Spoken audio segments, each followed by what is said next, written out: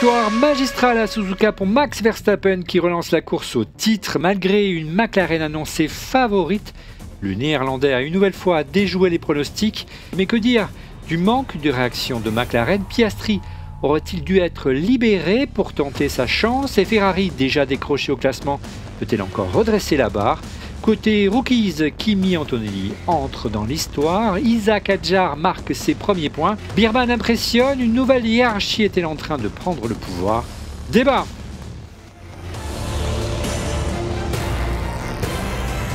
Bonjour à toutes et à tous, très heureux de vous retrouver pour On refait la F1, votre émission hebdomadaire sur l'actualité de la Formule 1.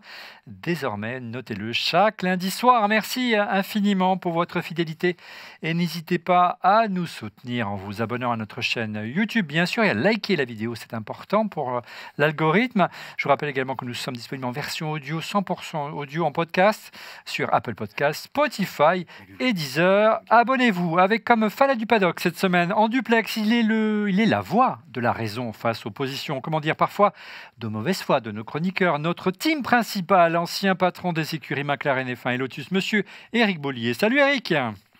Bonjour à tous, salut Olivier. À mes côtés, celle que l'on surnomme DRS Queen, supportrice de Max Verstappen, Max, pas Max, et Red Bull, la reine du pronostic, car elle avait annoncé la victoire de son chouchou cette semaine, Justine Pélisson. Bonjour Justine, et bravo. Bonjour Olivier, bonjour à tous, merci. Il demeure le fan numéro 1 de Lewis Hamilton, mais il supporte encore son écurie de cœur, à savoir Mercedes. Notre polémiste de la F1, Laurent Pantanat. Salut Laurent. Bonjour tout le monde. Il est le recordman des victoires de Quiz F1, mais sa domination est de plus en plus contestée. Il porte les couleurs d'Alpine. Monsieur Guillaume Pommier. Salut Guillaume. Bonjour Olivier, bonjour à tous. En duplex, nos tifosi, nos gardiens de l'église Ferrari, à commencer par Alain Di Duca, alias Don Camille, et bien sûr Fabrice Marcel, alias Pépone. Bonjour messieurs, bonjour les tifos. Bonjour. Ça va? Plus de dynamique sur cette émission que pendant la course en tout cas. Donc on compte sur toi. J'ai décidé de vous réveiller parce que ça a pas mal sommeillé ce week-end. Quant à moi, vous le savez, je demeure un supporter de Fernando Alonso et son heure viendra, croyez-moi, cette année c'est la bonne. Allez, un dernier mot au sujet du sponsor de notre émission, à savoir Winamax. Le site de paris en ligne Winamax offre à tous les nouveaux joueurs 2 bonus de bienvenue exceptionnels pour parier, pour découvrir vos avantages. Rendez-vous en fin d'émission dans la rubrique pronostic ou encore dans la description de la vidéo, là en dessous de moi, dans la petite vidéo, dans le commentaire YouTube. Je vous rappelle que les jeux d'argent sont strictement interdits aux mineurs et je vous rappelle également que c'est un jeu qui ne permet pas de s'enrichir et qui n'est pas une alternative au travail. En tout cas, un mille merci, un grand merci à Winamax de nous soutenir. Messieurs, dames. Radio check. Loud and clear. Et on enchaîne tout de suite avec le débrief du Grand Prix du Japon, s'il vous plaît.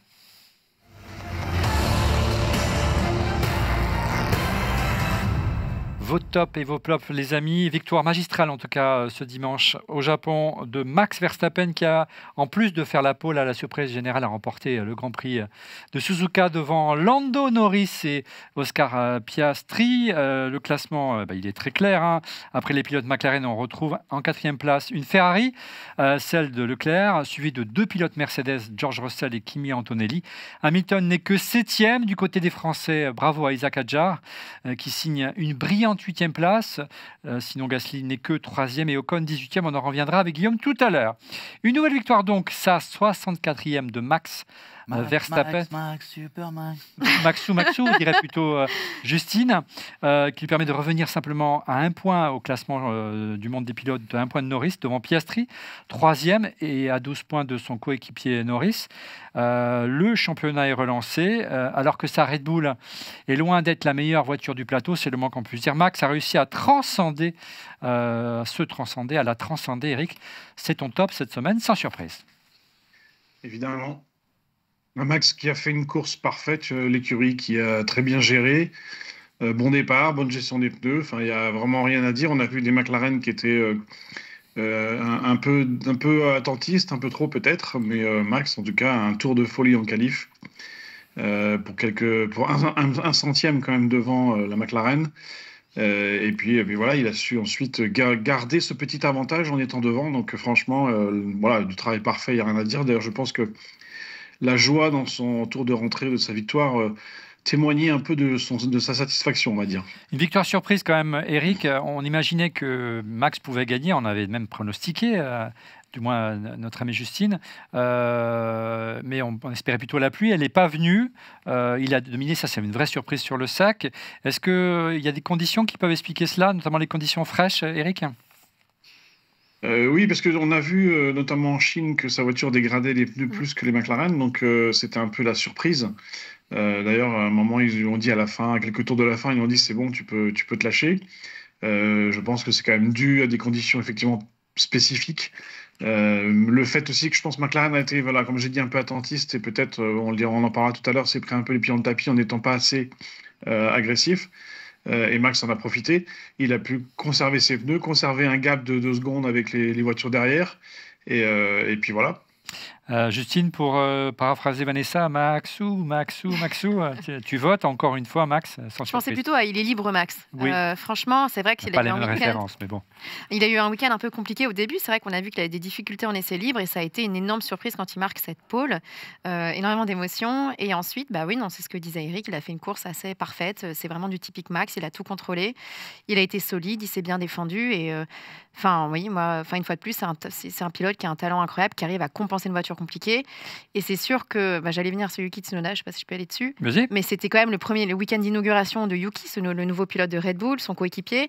Et c'était intéressant de voir que lui, on a pu constater des différences au niveau des voitures, vu que Yuki a quand même décroché assez rapidement en qualif. Ouais, en essai libre, c'était plutôt bon. Hein. Oui, la Plutôt première la surprise. Oui, bien sûr. Oui, mais après, malheureusement, il n'a pas passé, il me semble, Q1.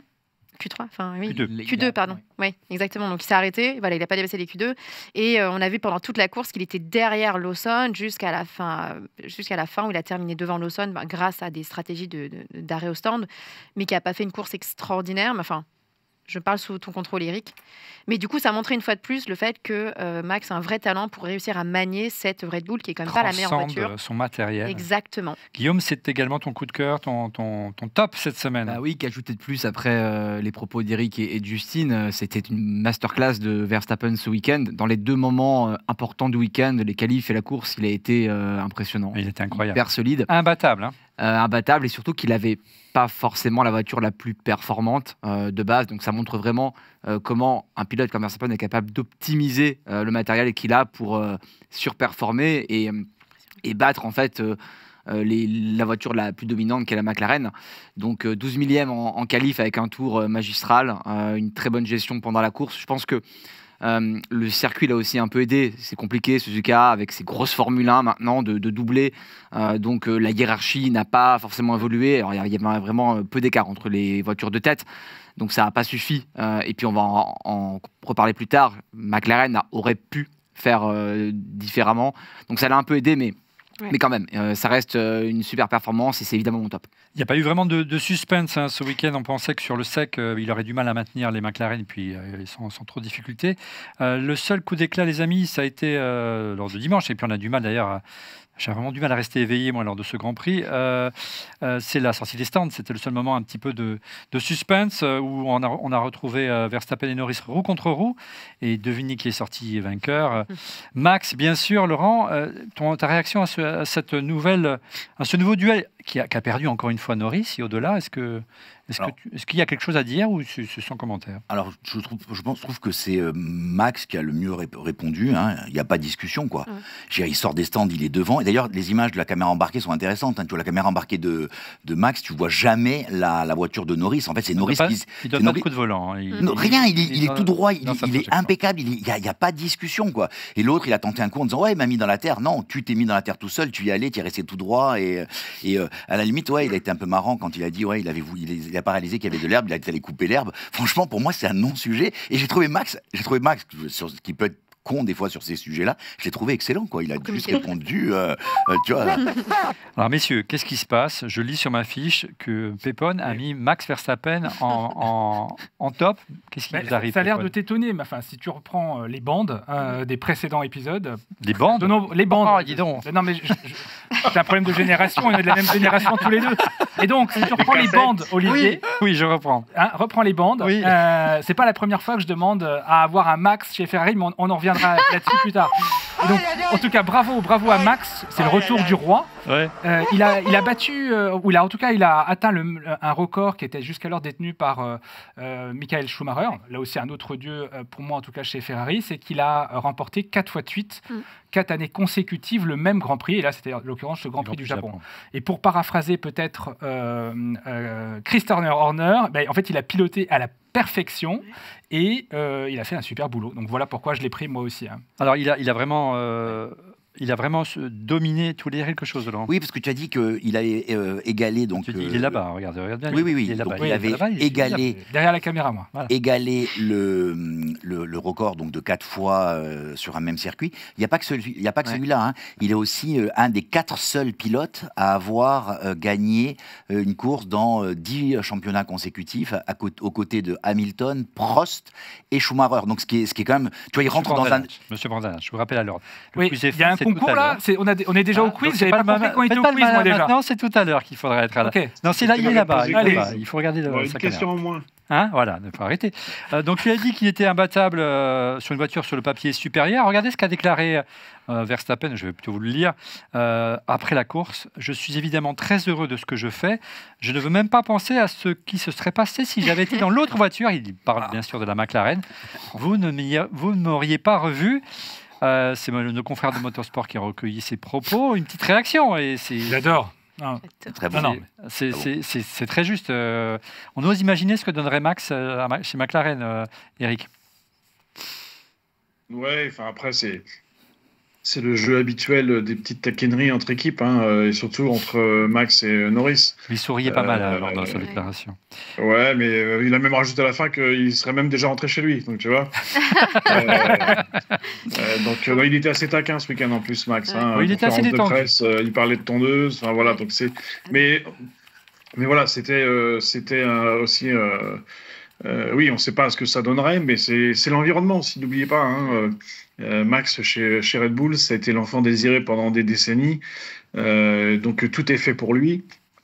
Peut-être que chez McLaren, ce serait peut-être un peu différent. Et même avec la meilleure voiture, ce ne serait pas forcément toujours aussi dominant comme il l'a été chez Red Bull. Donc c'est difficile de comparer. C'est ce que peut-être découvre aujourd'hui Hamilton chez Ferrari. Mais on en parlera de Ferrari tout à l'heure. C'est un week-end. C'est ça ?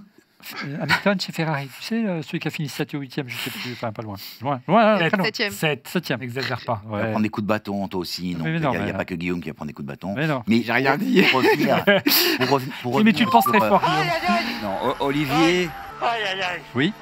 Monsieur Olivier remarque notre mutisme distingué par rapport à Fernando. Moi, ce que j'essaie de comprendre, c'est pourquoi tu t'es autant couvert. Il se passe quoi? Il a été refroidi par la performance. Exactement. Ouais, je voulais juste. Oui, monsieur Pantanage. Je voulais juste finir ce que je disais. Merci. Oui, notre polémiste de la F1. Non, ce que je disais, c'est que c'était un week-end aussi un peu spécial, puisque c'est le dernier week-end, je dirais, de Honda avec Red Bull sur leur territoire, c'est-à-dire au Japon. Et ils avaient quand même bien mis les petits plats dans les petits plats dans les grands, là, comme on dit, ou les grands dans les petits, je sais pas dans quel ordre. Et tu vois qu'il était tout le temps, il avait la banane. Il y avait aussi une espèce de remerciement de tout ce que. Belle manière. Exactement. Max avait apporté, parce que ça reste lui le pilote. Je fais la traduction simultanée pour notre audience, mais voilà, vous en avez l'habitude. Laurent, tu as, je crois, un top cette semaine. Ouais, c'est un pilote que je pense avoir été un des premiers à en parler ici, si on reprenait les bandes, pour reprendre mon ami Marcella. Et donc, c'était un des premiers à vous dire l'an dernier, regardez, il y a 1 an et demi ou 2 ans, il y a ce pilote qui va se passer quelque chose. Il s'est retrouvé un peu de façon un peu inespérée. C'est Andrea Kimi Antonelli. Ah bon, c'est bien, parce que j'ai pas entendu son nom. Qui a fait une très très très bonne course. Mais moi, il y a un truc qui m'a plu, il y a vraiment un truc qui m'a plu, c'est que sur les derniers tours, mais il était en furie, quitte à se sortir, mais il remontait sur Russell, quoi. Et il se disait, tu vois, alors que la course, elle était figée, hein, tu te doutais bien qu'il n'y a rien il n'avait rien qui allait se passer. Et moi, donc, je suivais en multiscreen, hein, vous savez, on a ce logiciel, cet outil qui nous permet d'avoir 5-6 écrans avec les données. Et moi, l'application F1 de la Formule 1. Oui. Qui n'est théoriquement pas disponible en France, mais c'est une histoire. Non, mais je vous le dis, moi j'étais connecté grâce à NordVPN, j'étais connecté aux États-Unis. Donc voilà. Et donc en fait, tu as j'avais à la fois le circuit et puis les vues embarquées.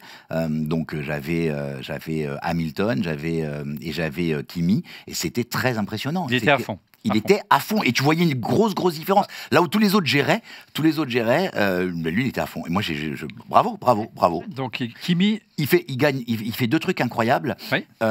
Deux trucs incroyables. Laisse-moi te relancer, mais vas-y, enchaîne. Je vais te laisser parler, c'est juste pour faire une relance. Non, mais il débute. Hein, il gagne 2 trucs spéciaux. Il gagne 2 trucs spéciaux. Non, vas-y. Il se retrouve plus jeune pilote à avoir mené un Grand Prix. 3 jours de mieux. 3 jours de mieux. Ça te fait plaisir. Non, que Verstappen. Non, il n'a pas gagné. Non, mais ça fait 3 jours de mieux que Verstappen et tu te dis, c'est un truc que Verstappen ne pourra plus jamais gagner et que quelqu'un d'autre pourra gagner face à Anthony. Mais c'est 3 jours. Tu te dis, tu vois, ça serait une semaine, il aurait eu encore le week-end prochain pour le faire. Là, 3 jours, c'était là ou jamais. C'est beau. Et aussi avoir fait le meilleur tour en piste. Le plus jeune meilleur avoir signé un pour meilleur lequel tour on ne gagne plus de points. Non. On ne marque plus de points, malheureusement. Eric et Kimi, Anthony rentrent dans l'histoire. Et puis, une stratégie un peu décalée chez Mercedes. Ça, c'est intéressant. On va en parler dans un instant de McLaren, mais n'allons pas trop vite. Qui montre qu'il était possible de faire un petit peu différent avec un long relais en dur, je crois, ou en médium. Je ne sais pas. Médium. Il était en médium. Hamilton était en dur.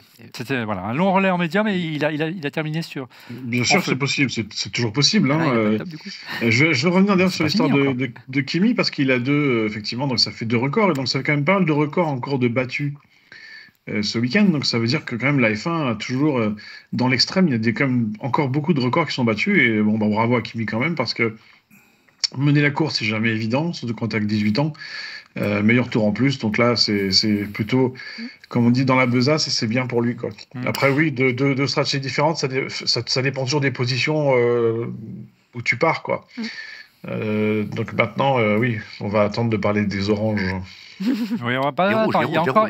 Il reste encore donc Camille qui n'a pas donné son top, à défaut d'attribuer un top à une écurie italienne. Oula, je m'en mets les mots. C'est plutôt un pilote italien quand il s'agit de Kimi également. Ah ben, soyons clairs, l'Italie n'a plus de champion du monde depuis 1952. Donc c'est presque un siècle. Ouais. Donc là, Kimi, on reporte tous nos espoirs sur Kimi. Je voudrais rajouter un dernier point à ce sujet. Donc les tours en tête, le meilleur tour, et puis tenons quand même compte du fait qu'il vient de faire 3 grands prix, 3 fois dans les points. Et je terminerai sur la gestion humaine de l'écurie Mercedes. Voilà, à l'inverse de Red Bull.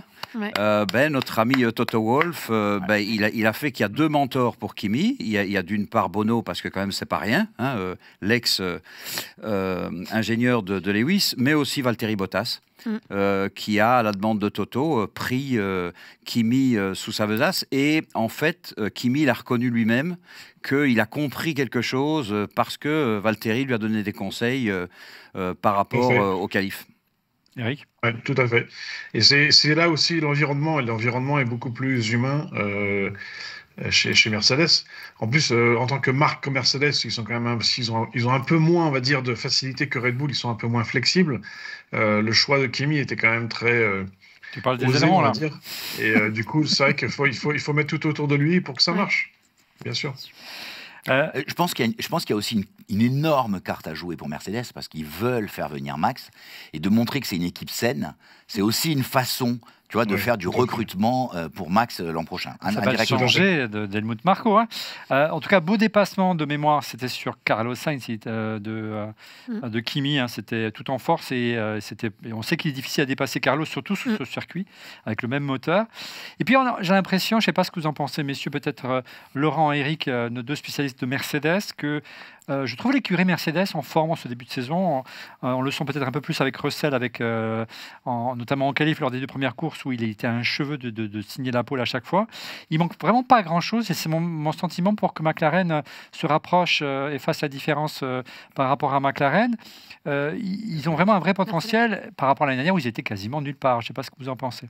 Je suis assez d'accord. Il faut savoir une chose, c'est que devant eux, ils ont une voiture qui a un moteur Mercedes. Il ne faut pas l'oublier, quoi. Ça doit les énerver un petit peu. Oui, non, mais si tu veux, ça fait quand même quelques années qu'ils se retrouvent dans cette configuration et je pense que tu vois, à un moment donné, tu dois commencer à avoir ramé. Il y a aussi le fait que Russell, il a sa tête qui est en jeu. vois, avec tout ce qui se passe. Est-ce que Max vient chez Mercedes ou pas? Donc je pense qu'il a envie de se surpasser. C'est l'année ou jamais. C'est exactement, c'est cette année où il faut que, ou jamais. Il a en plus la pression avec un Kimi mec, il a 3 courses en Formule 1. On sait qu'il a beaucoup tourné par ailleurs, mais il a 4 courses avec le sprint.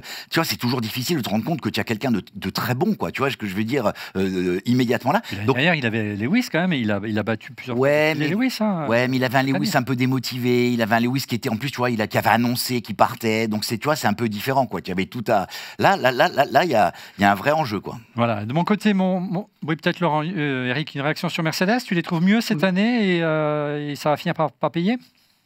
Alors mieux, je suis pas tout à fait sûr, mais je dirais qu'ils sont un peu plus sereins, on va dire. Je pense que Lewis mettait une grosse pression en interne. Là, on les sent beaucoup plus sereins. Donc je pense qu'effectivement, ils vont pouvoir travailler un peu plus sur les pilotes notamment, et puis préparer 2026. Mais voilà, plus serein, pas forcément plus performant, mais plus serein. Et puis effectivement, grosse pression sur Georges, qui pour moi fait un début de saison assez exceptionnel quand même. Alors, mon top de mon côté, je m'attendais que ça allait être Guillaume qui allait reprendre ce thématique-là, mais c'est donc moi qui vais le faire. C'est bien sûr Isaac Hadjar qui est mon top. Pour la première fois dans les points devant Tsunoda sur Red Bull, et qui est simplement 12e, et loin devant son coéquipier Lawson qui est seulement 17e. On en parlera plus longuement dans un instant puisqu'on a réservé un chapitre au rookie. On parlera longuement de Isaac Hadjar qui vraiment, pour moi, est un futur grand. On enchaîne avec vos flops. Eric, ton flop cette semaine, sans surprise également, McLaren. McLaren, évidemment. Un peu trop attentiste, comme je le disais tout à l'heure. On a un peu l'impression, si je veux être un peu cheeky, que personne n'ose prendre de décision quand le patron n'est pas là, quand il s'agit de contrer Norris. Effectivement, Piastri a loupé pour 2-3 centièmes de passer Norris, on va dire, en qualif, mais apparemment, il était quand même beaucoup plus à l'aise en course, et il aurait fallu, à un moment, inverser les voitures pour aller chercher Max. Si on ne fait rien, il ne se passe rien. Ça, c'est bien connu comme adage. Et dans une écurie comme McLaren, qui a la chance, ou l'inconvénient, ça dépendra comment on regarde si le verre est à moitié plein ou à moitié vide, mais a la chance d'avoir 2 pilotes qui sont extrêmement rapides et qui sont dans le même dixième, voire le même centième. Si un est plus à l'aise que l'autre, il faut donner les chances à l'un et à l'autre, quoi. Justine, c'est également ton flop cette semaine, McLaren. C'était mon flop parce qu'en effet, je trouve qu'il y a une belle dynamique dans cette équipe-là, et je me dis, on commence à ressentir la frustration de Piastri, et je me demande comment la cohabitation entre ces deux pilotes va évoluer. Je trouve que c'est une écurie qui est saine, un peu à l'image de Mercedes, mais là, on va avoir plus en plus de compétition, et c'est vrai que c'est assez frappant de voir ces deux coéquipiers qui se battent à chaque fois pour les pôles position, pour les têtes. Après, ce que je comprends, c'est que Norris, quand même, en étant deuxième, ça lui permet de garder la tête du classement en général. Donc je comprends aussi la stratégie de McLaren, parce que sinon, ça aurait été Max qui aurait repris normalement le lead, si je m'abuse. Donc c'était quand même la config qui permettait aussi de garantir cette tête et de maintenir un classement. Mais je suis comme toi. Je trouve ça ridicule de ne pas avoir permis à un pilote qui était plus rapide et qui l'exprimait. On le voyait au niveau. Enfin, on l'a vu à la fin de la course qui a failli le développer. Dommage qu'il n'ait pas pu aller être plus compétitif par rapport à Max. Après, ceci dit, c'est pas sûr qu'il aurait réussi à le doubler et à gagner la course. Mais on a senti que du coup, ils ne donnaient pas les moyens, en tout cas, d'aller au bout de cette course japonaise. Donc décevant, mais moi, pour Max, plutôt rassurant. Je te vois fulminer, mon cher Laurent. Ouais, je fulmine parce que je suis pas du tout d'accord avec vous. Ils ont merdé. Pour moi, ils ont merdé, mais ils n'ont pas merdé sur le swap. C'est-à-dire que, ça reste, on est en début de saison, ça reste une compétition, tu vois, d'individualisme. Il y a eu, en plus, il y a eu un passif. C'est où? C'est en Hongrie où il y a, tu rends la place, tu rends pas la place, tu rends pas la place. Donc, moi, c'est pas là. Je pense que c'est sur la stratégie générale. Pour moi, ils auraient dû se dire, on inverse un des deux pilotes. Là, dès que Max est rentré, l'autre l'a couvert. Ils ont failli se planter dans les stands. Imagine, il part en travers sur la pelouse et il sort les deux. Il sort et Max et lui. C'est-à-dire, tu vois, le carnage. Non, moi, je pense qu'ils auraient dû avoir la chance d'avoir deux pilotes. Et d'ailleurs, ce qui n'existe pas chez Red Bull. Hein. Donc, du coup, il fallait tenter quelque chose, mais sur la stratégie globale. Pas sur juste là, dire on fait le swap, pas le swap. Et d'ailleurs, quand il a dit, ouais, il faut que tu accélères, et Norris a accéléré. Tu vois, in fine, Norris à la fin a montré que l'autre... Et je vais reprendre cette phrase d'Hamilton, il aurait qu'à le doubler, s'il avait la capacité de le doubler, il avait qu'à de le doubler, et il n'a pas été capable de le doubler. Sachant que le team principal de McLaren, dont j'ai oublié le nom, Andrea Stella a déclaré au micro de Sky que effectivement Norris gérait ses pneus, c'est pour ça qu'il était un peu moins rapide. Guillaume. Écoute, tout arrive. Je pense que je suis assez d'accord avec Laurent. Non. Ça, c'est une première. Et je pense que c'est beaucoup trop dur de mettre McLaren en flop parce que vous réagissez comme des spectateurs qui voulaient du spectacle. On voulait peut-être que l'une des deux McLaren aille chercher Max Verstappen. Mais McLaren, ils ont fait un beau Grand Prix. Ils font 2 et 3, c'est eux qui scorent le plus de points aux constructeurs. Ils sont contents, ils voulaient pas prendre de risques. Alors, le swap, je suis pas d'accord. Déjà, ça aurait pu créer des tensions en interne entre Norris et Piastri.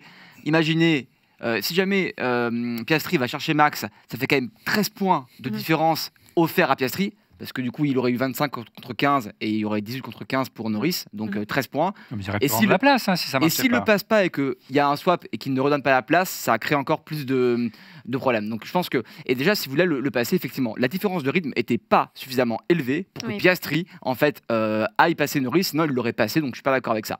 Là où je suis d'accord avec Laurent, c'est que je pense que c'est le moment en fait, où ils auraient pu faire mieux, c'est décaler l'arrêt au stand de l'un des deux. Il n'y a pas d'intérêt en fait de faire rentrer Norris au même moment que Verstappen. Je ne comprends pas pourquoi.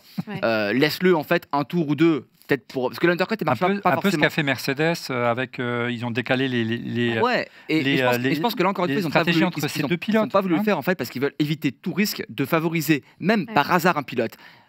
C'est la jurisprudence Singapour 2019 entre Vettel et Leclerc. Vettel fait un undercut sur Leclerc. Ferrari pensait que ça n'allait pas avoir d'impact et il gagne le Grand Prix derrière. Un peu par hasard parce que Leclerc était devant. Ils n'ont pas voulu en fait prendre ce risque. Ils voulaient ramener 2 et 3 à la maison sans prendre de risque. Et voilà, je pense que c'est ça. Sur Laurent Pantanach. Alors, Cheese, les tifos, votre réaction à la stratégie de McLaren? Pour le coup, je suis d'accord avec Guillaume. Donc avec Laurent. Par contre, indirectement avec Laurent. Mais je vais tirer quelque chose de tout ça. Aujourd'hui, pour moi, Piastri se montre meilleur que Lando. Parce que quand Lando dit « je ne veux pas me rapprocher de Piastri lors du dernier Grand Prix parce que je vais rentrer dans son dirtière », quand il s'agissait d'être dans le dirtière de Max et qu'il y avait son coéquipier derrière, il n'en a pas parlé du tout. Et je crois qu'aujourd'hui, pour le moment, Oscar est en train de prendre le dessus. Lando est dans des excuses à gauche, à droite. Donc je pense que ça va être très intéressant lors des 2 prochains Grands Prix parce que là, il y a moyen de dépasser. Donc là, ça va changer les choses.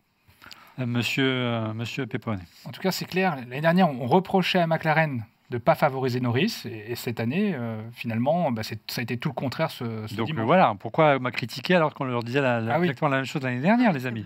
Il n'a pas de tort, monsieur. Ressort les bandes. Mais oui, c'est trop tôt. Ressort les bandes. Non, et puis c'est sportif, je trouve, de laisser les deux pilotes.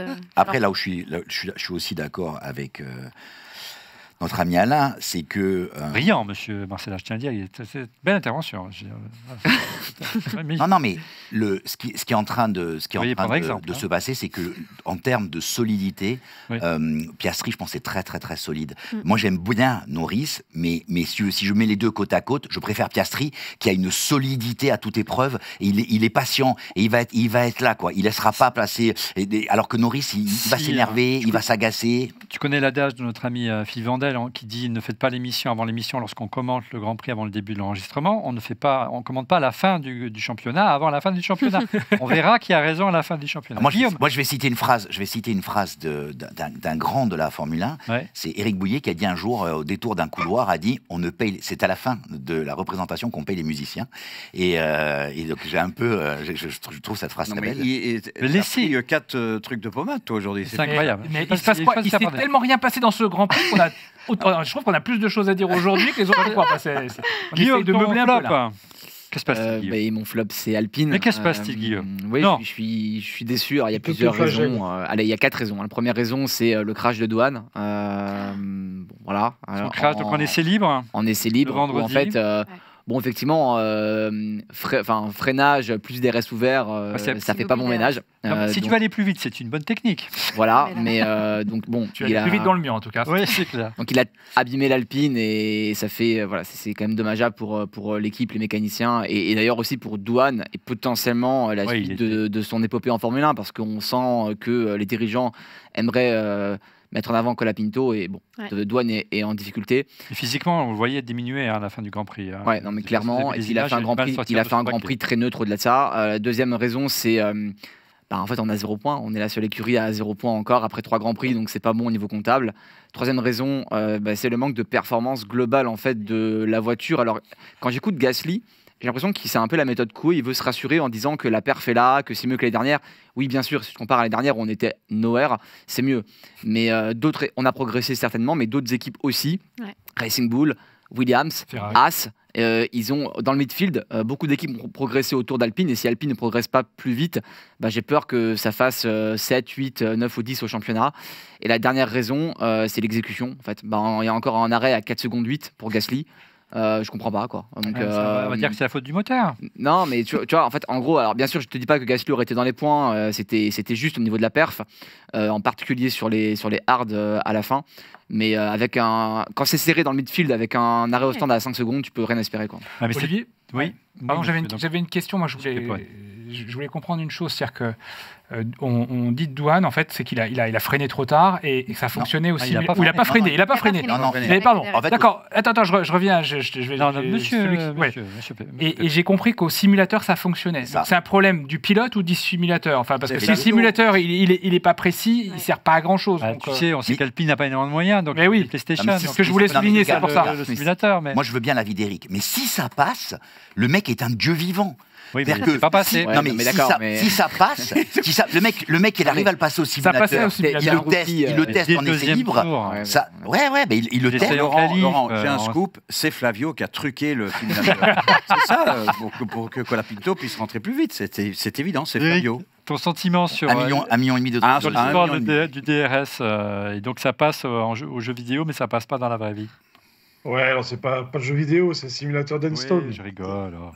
Mais ils oublient juste, c'est peut-être la limite entre ceux qui passent trop de temps dans les simulateurs par rapport à la piste, en tout cas par rapport à l'expérience, sans vouloir blâmer Douane, c'est qu'il y a aussi, effectivement, il y a du vent dans l'extérieur, mais pas dans les simulateurs. Et c'est peut-être aussi des petites différences comme ça qui font que ça décroche. Alors, ils freinent pas, effectivement, ils rentrent dans le virage à fond avec le DRS ouvert. Okay. Ce qui était peut-être un peu brave de faire ça au deuxième tour déjà. Là, je pense que là, il y a quand même un peu une erreur de jeunesse.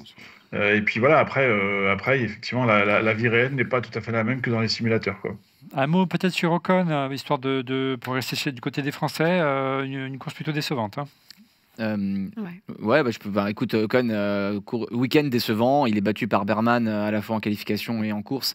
Alors l'explication serait qu'il y a des pièces qui ont été installées sur la voiture de Berman et pas sur celle d'Ocon. C'est ce qu'il avait. C'est pas ce que j'ai compris. Alors, en tout cas, moi, quand j'ai lu Ocon, entre les lignes, je comprends ça. Sur sa voiture, ça n'a pas fonctionné. D'accord. En tout cas, il y avait des choses que lui voulait voir transférées de la voiture de Berman sur sa voiture. Donc, je sais pas trop.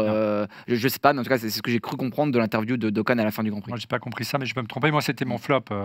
Ocon, c'était un peu facile, mais il y a vraiment un gros écart qui se creuse là entre Oliver Biermann qui performe. On va en parler dans un instant avec les rookies. Il est en train de se taper Ocon. Ocon était devant en Chine. Oui. Il est quand même gros écart. Ocon est dans le top 10 des pilotes. Il y a quand même 5 dixièmes là, ça fait mal en qualif, donc ça commence à faire beaucoup, mais on va voir. On lui donne le bénéfice du doute. Alain, ton flop cette semaine? Mon flop, c'est que la Formule 1, il doit rester un spectacle, et qu'il y a vraiment des circuits que moi je n'ai plus envie de voir. C'est-à-dire que c'est pas il faut partir en pôle pour gagner, c'est carrément on ne s'est pas dépassé du tout avec les nouvelles Formule 1. Enfin, les nouvelles, c'est déjà depuis un moment. Si on voit les Formule 1 des années 2000, c'est des Dinky Toys à côté des Formule 1 d'aujourd'hui.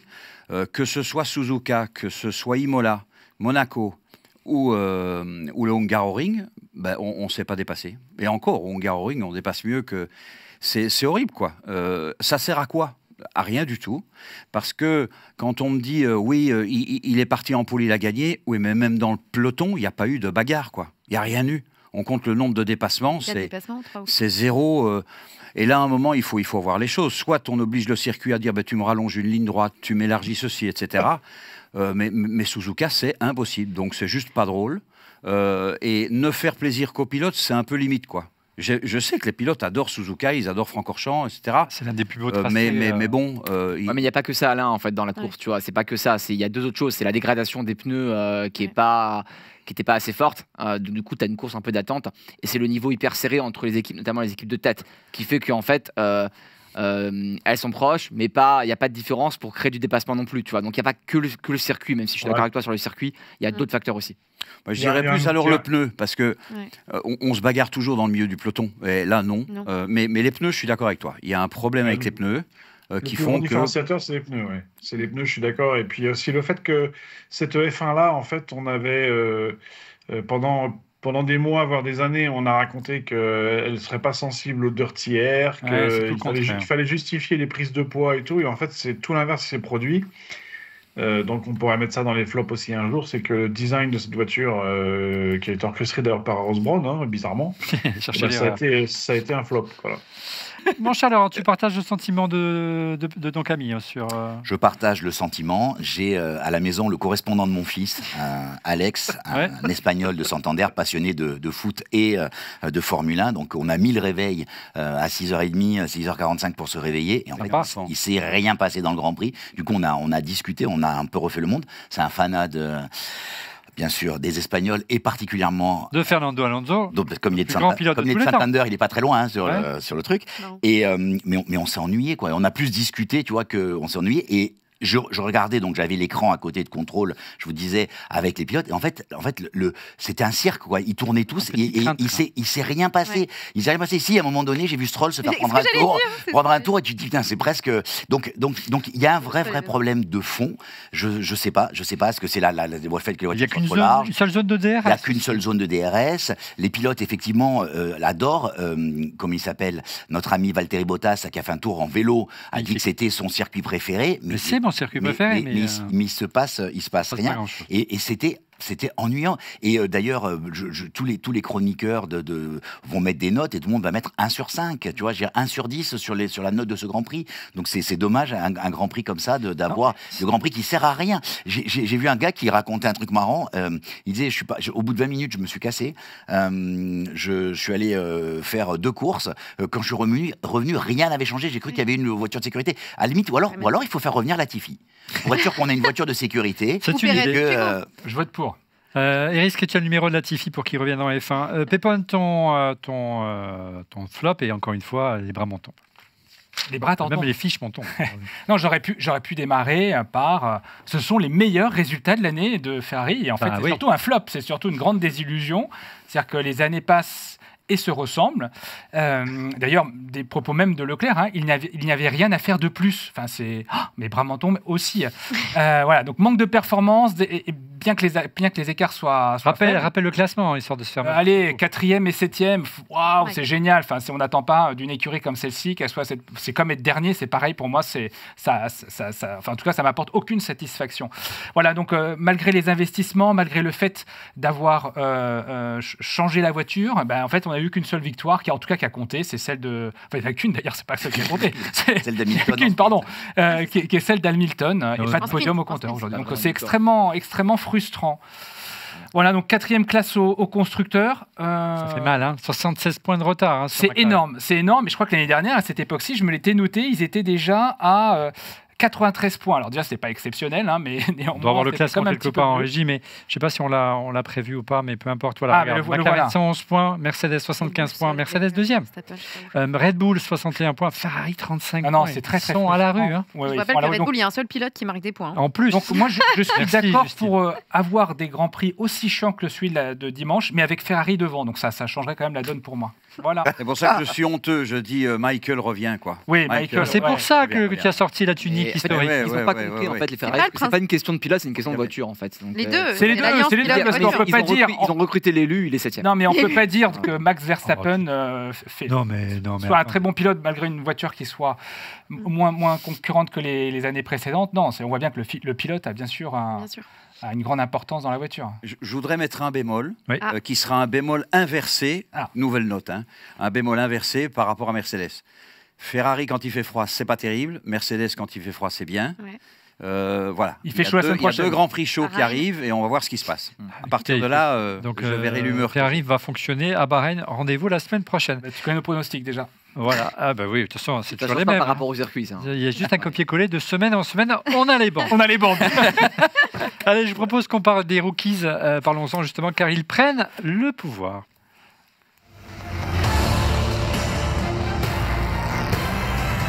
Retour donc sur les performances des rookies en F1. On a beaucoup parlé de Kimi Antonelli, notamment avec Laurent, qui a mené le Grand Prix de ce week-end et a fait claquer le meilleur tour en course.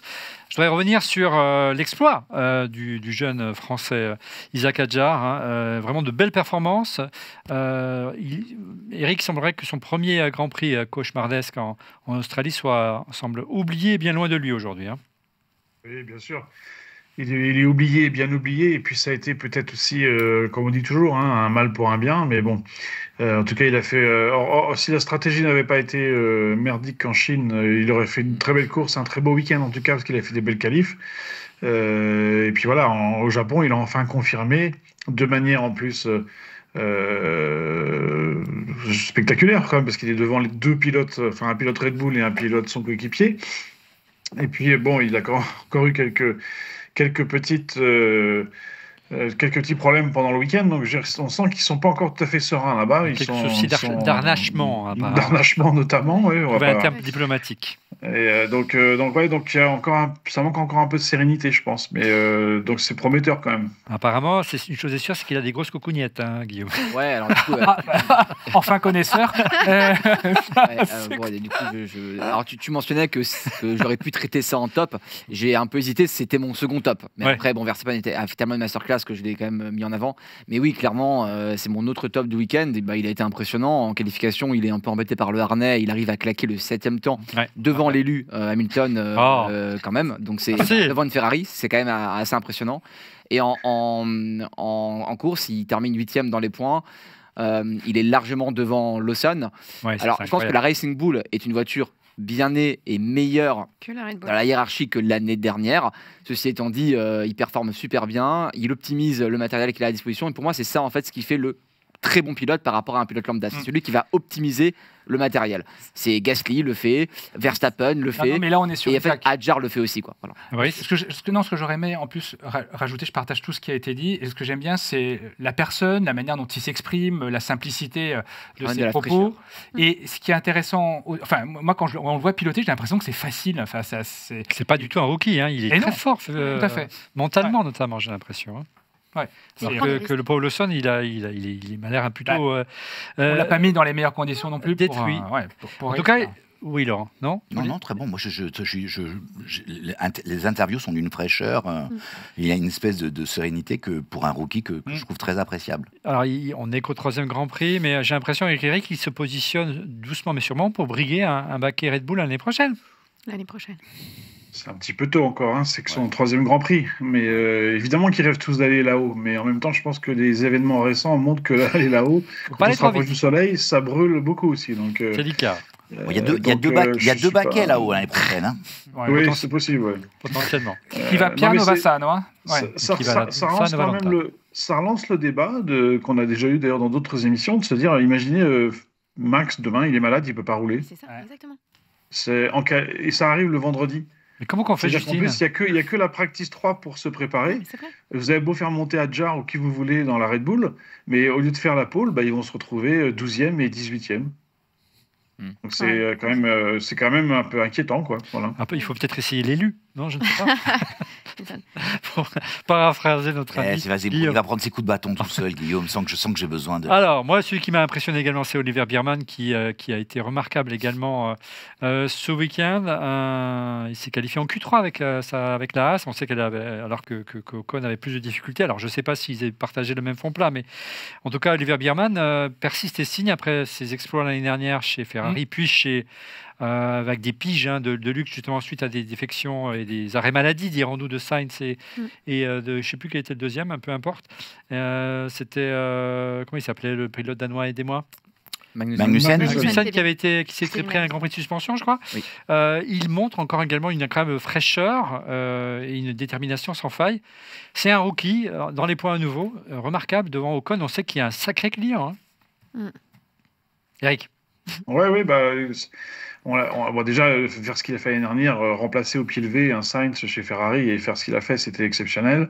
C'est un gamin qui a une belle carrière, qui n'a pas toujours été au top, comme peut-être d'autres pilotes, mais qui a une très belle carrière aujourd'hui. C'est un client sérieux qui sait piloter, donc quand tous toutes les planètes s'alignent, effectivement, il est là. Hein, et je pense qu'il va pas. Il a faim, donc il va forcément donner un peu de fil à retordre à Esteban. Alors, on se moquait tout à l'heure, et c'est pas bien parce qu'il est méritant, il aurait pu se faire très mal de Douane sur le fait qu'il jouait un peu trop aux jeux vidéo, mais c'est amusant sa déclaration parce qu'on a été surpris lors des qualifs qu'il prenait une trajectoire un petit peu différente lors de ces tours de qualif. Hein. Souvenez-vous, à la sortie de dernier virage, il frôlait le mur, et c'est le seul à un moment donné à le faire, et puis tout le monde l'a imité par la suite. Il a raconté en fait qu'il a découvert ça en jouant aux jeux vidéo et que depuis il a adopté la même trajectoire dans la vraie vie. Ça marche, ça lui a permis de gagner quelques millièmes. Justement, on voit McDouane avec McDouane le père et Jack Doohan le fils, l'ancien champion du monde de moto, et on le souhaite un futur champion du monde de F1, on verra, australien. La simulation, les jeux vidéo, c'est vraiment un accélérateur de l'éclosion des talents des rookies aujourd'hui, Eric, qui explique qu'ils soient prêts et qu'ils n'aient pas besoin de tourner des milliers de kilomètres comme c'était le cas auparavant en essai libre. Ils n'ont plus le droit, surtout. Ouais, ils ont plus le droit. Après, je pense que ça manque quand même encore un peu. Hein. Mais c'est le coût qui fait qu'effectivement, organiser des essais aujourd'hui avec des F1 modernes, c'est monstrueux. Et en même temps, l'évolution des simulateurs ou même des jeux vidéo simplement qu'on peut avoir chez soi fait qu'effectivement, il y a énormément de choses à apprendre de ces simulateurs, on va dire. Une petite réaction du côté des tifosi. Birman, qui est un pilote de la Ferrari Academy et qui a une voie royale qui se dresse devant lui jusqu'à Ferrari d'ici quelques années, parce qu'Hamilton ne sera pas éternel chez Ferrari. L'élu. Il peut peut-être laisser sa place à Max. Et non, mais toi, tu crois que Max va choisir Ferrari? Non, malheureusement non. Je sais bien, mais mauvais timing. Non, mais Birman nous avait déjà impressionné, effectivement, l'année dernière. C'est là où, me concernant, je le découvrais pour la première fois. Et donc, je suis content de voir que c'était pas juste un coup d'éclat, en fait. Je suis content de voir qu'il continue à performer cette fois-ci en ayant un baquet et en étant un pilote à part entière. Donc, moi, je suis content de cette confirmation-là. C'est potentiellement intéressant pour nous par la suite. Ouais. On continue avec les rookies. Liam Lawson, McDouane, puisque tu n'en as pas vraiment parlé. Oui, Liam Lawson, c'est vrai que nous, on l'a perdu rapidement chez Red Bull et on l'a vu descendre dans l'équipe 2, donc la Racing Bull. Et c'est vrai qu'il est en reconstruction, comme on l'a vu avec tous ces talents qui ont perdu leur baquet en équipe 1, qui ont du mal à se reconstruire. Donc je lui souhaite d'avoir un futur un peu à la Gasly, qui a réussi à se reconstruire chez AlphaTauri. Bon, pour l'instant, pas une performance extraordinaire ce week-end, mais c'est vrai qu'on peut le comparer à Mike Doohan, qui lui malheureusement a tout détruit, comme on l'a dit déjà ce week-end en essai libre. Ouais, Mike, c'est autant pour moi. Oui, pardon, Jack Doohan, c'est moi qui mélange mes pilotes. Oui, c'est ça, c'est le papa. C'est le papa. Et puis le dernier rookie, c'est Bartoletto. On n'en a pas beaucoup parlé, mais il n'est pas si loin de Hülkenberg au final, même s'il n'est que 19e. Ouais. Il devance quand même Lance Stroll. N'en parlons pas. Ouais. Qui lui est bon dernier, et alors qu'il avait plutôt performé la Milan. C'est pas un rookie, mais c'est pour l'anecdote. Il a fait 3 premières bonnes courses. Il avait battu son coéquipier vétéran Alonso. Il retombe un petit peu dans ses vieux démons, Laurent. Ouais. Lunaire, ces déclarations. Non, mais tout. Je sais pas. Il a été très lent. Il était une seconde au tour, en fait, derrière. Il a quand même terminé le Grand Prix à plus de 20 secondes de Bortoletto. C'est nulle part. Il s'est fait prendre un tour, ça paraît fou. Je pense qu'il y avait des problèmes sur sa voiture. J'espère. Je pense qu'il a un problème de cerveau, mais c'est pas grave. On n'a pas parlé d'Albon. On en parlera des Williams. La semaine prochaine. Je vous propose qu'on passe à la séquence préférée de Justine, à savoir le quiz F1. C'est dans du titre. Le quiz F1, ce sont des questions avec 4 indices. Une réponse dès le premier vous rapporte 4 points, 3 points pour la seconde, 2 pour la troisième et ainsi de suite. Si vous vous trompez, vous êtes éliminé, donc il faut bien répondre à bon escient. Un quiz très orienté Japon, mais pas seulement. Je vous donne d'être attentif. Et on commence par un pilote. Est-ce que vous êtes prêts, madame, messieurs? Yes.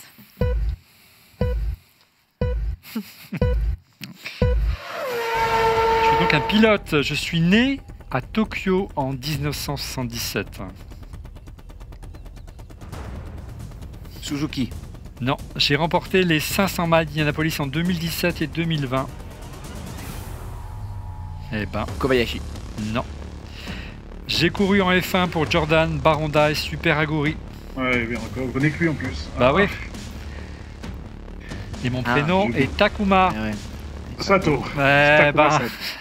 Un point pour Eric Bouillet. Takuma Sato, le célèbre pilote et talentueux pilote japonais, double vainqueur des 500 miles Indianapolis quand même, en IndyCar, notamment l'année où Alonso aurait pu gagner si son moteur Honda n'avait pas explosé, comme c'était souvent le cas cette année-là, mais c'était en Formule 1, pas simplement en IndyCar. Encore un pilote, mais ce n'est pas un pilote japonais. Je suis le recordman des victoires à Suzuka en F1. Lewis Hamilton. Ah non. Alors là, tous en même temps, la régie au secours. Il faut vous débrouiller en régie. Schumacher. Vous avez tous faux, c'est Laurent Cabon. Il a dit quoi, Laurent? Schumacher. C'est moi qui l'ai dit. Oh, non, calme. ouais. C'est vrai. Autant pour moi. Non, mais C'est toi qui l'as dit ou c'est lui? Oui. Toi, tu disais rien. Non, c'est... non, mais... C'est dans quel livre? Moi, je l'ai entendu. Ouais. Alors, vilain. parce que là, il y a... Bon, donc Amir, Bon fair play, hein. je suis le recordman des victoires de la Suzuka en F1. En 2012, lors du Grand Prix du Japon, c'est pour ça qu'on en parle également, j'annonce que je vais prendre ma retraite. La même année, il met un terme à sa carrière après 19 années en F1. Et bien sûr, Keep Fighting Michael, Vous savez qu'il est grand-père. le génial Michael... Il a gagné combien de fois le Grand Prix alors? Il a gagné 6 fois, je crois, de mémoire. Ouais. Et bravo, donc, Amir, 4 points et qui prend la tête de ceux... Il est grand-père, Il est hein, mémorial. cette semaine. Hein. Il est grand-père. Sa fille a eu un enfant. Formidable. Vas-y, enchaîne avec ça. Un pilote, maintenant. Un pilote qui n'est pas un pilote japonais. J'ai remporté le Grand Prix du Japon à 2 reprises. Ils sont nombreux, mais il faut prendre des risques, les amis. D'accord. Vettel. Non. J'ai perdu le titre mondial sur un accrochage au Japon. Alain Prost. Non. Ayrton Senna. Ayrton Senna, bonne réponse. C'était un piège. Bonne réponse de donc Camille à la régie. Là, je crois qu'il prend la tête. On est bien d'accord. On est d'accord. 6 points, c'est ça? 6 points pour Alain. 1 point pour Eric. J'ai perdu le titre sur un accrochage au Japon, mais l'année suivante, j'ai gagné le titre sur un accrochage au Japon. Ouais. J'adore le quiz F1. Et je suis un accrochage, oui. Oui, bon. Un crime de lèse-majesté contre Alain Prost. C'est vrai. Mais bon, après, on va pas refaire l'histoire. Je suis à nouveau, regardez comme il était beau, Ayrton Senna, je suis un pilote à nouveau. J'ai remporté 2 victoires au Japon en 2006 et 2008. Alonso.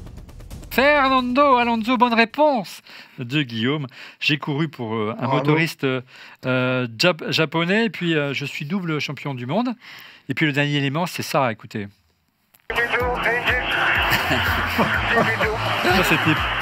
Ça, c'était pour Eric. C'est dans les bandes, c'est sur les bandes. On a les bandes. On a les bandes. En régie, ça donne quoi au niveau du classement? 4 points pour Guillaume qui revient doucement. Alain 6 points, Eric 1 point. Un circuit. James Hunt y a été couronné champion du monde en 1977 sous une pluie torrentielle. Suzuka. Non. Fuji, et oui, Wow. c'était un piège.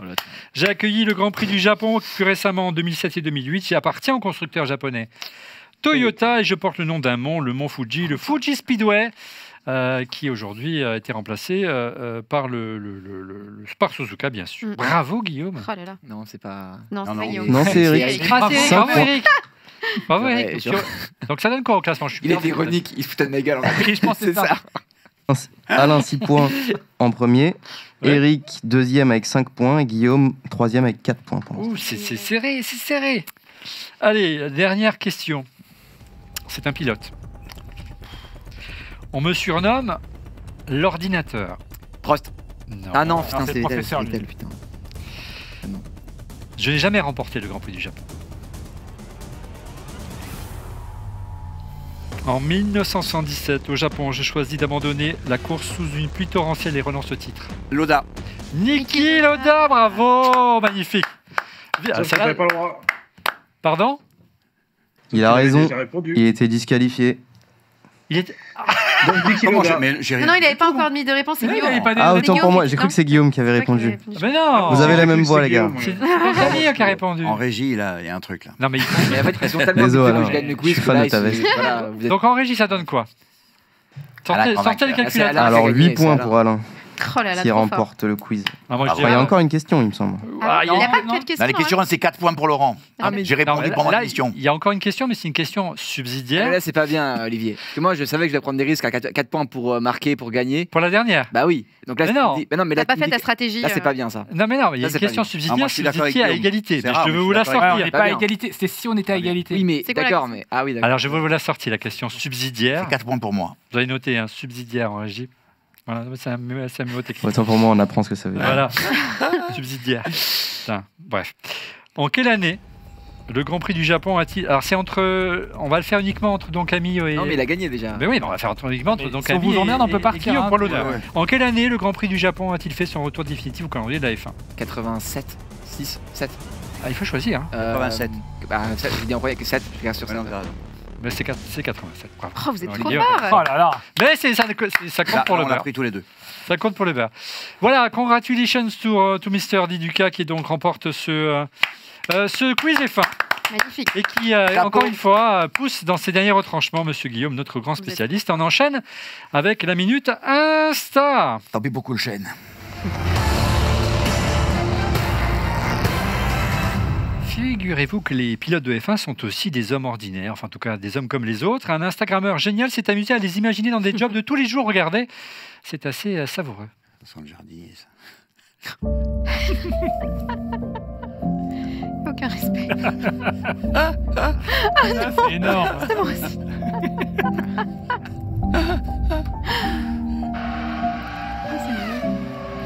Bravo Fanzone.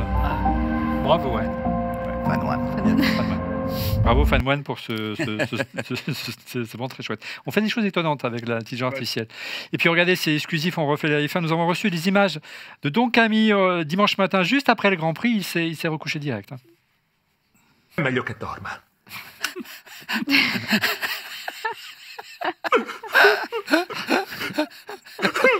Le drapeau qu'on voit là en plus. Hein. Je ne sais pas qu'il y avait la photo de l'élu dans la chambre. Il y a l'élu dans l'ensemble.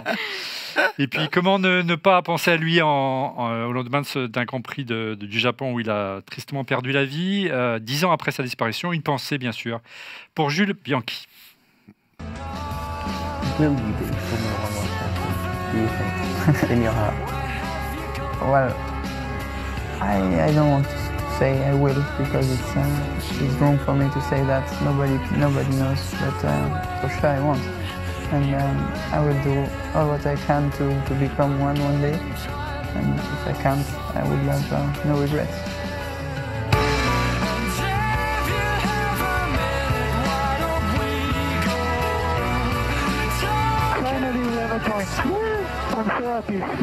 Et une pensée naturellement pour Jules.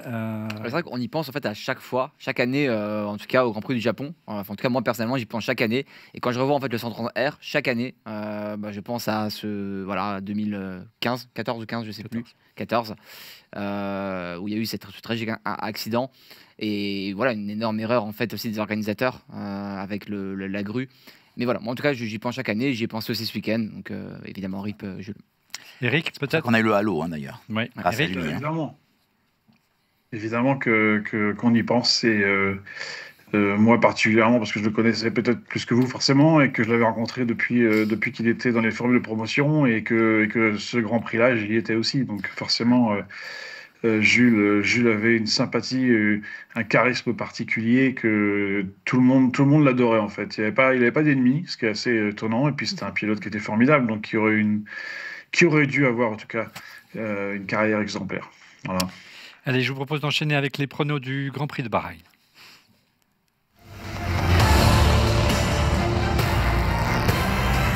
Les pronos avec notre partenaire principal de cette émission, à savoir Winamax, le site de Paris en ligne, offre à tous les nouveaux joueurs 2 bonus de bienvenue exceptionnels pour parier. Le bonus numéro 1, Winamax vous offre l'équivalent de votre premier dépôt en pari gratuit jusqu'à 100 €. Le bonus numéro 2, Winamax vous verse sur votre compte joueur 10 € supplémentaires en cash avec le code promo ORL fin tout simplement. Alors comment ça marche? Après avoir créé votre compte sur winamax.fr, Vous effectuez votre premier dépôt, vous recevez l'équivalent du montant du premier dépôt qui est doublé, plus 10 € offerts avec le code ORLF1, ce qui signifie que si vous déposez 20 €, vous avez 20 € supplémentaires plus 2 €, vos 20 € se transforment en 50 €. Une bonne affaire, profitez-en. Je vous rappelle que les jeux d'argent sont strictement interdits aux mineurs et je vous rappelle également que c'est un jeu et qui ne me permet pas de s'enrichir, qui n'est pas une alternative au travail. Un grand merci en tout cas à Winamax de nous soutenir. Retour sur vos pronos il y a 15 jours du Grand Prix du Japon, tant sur la pole que pour le podium.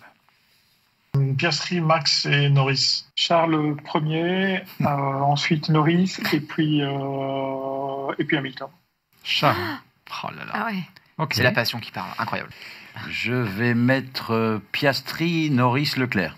Lando Norris en 1, Oscar Piastri en 2 et Max Verstappen en 3. Pas d'Alpine. Non, pas d'Alpine, bizarrement.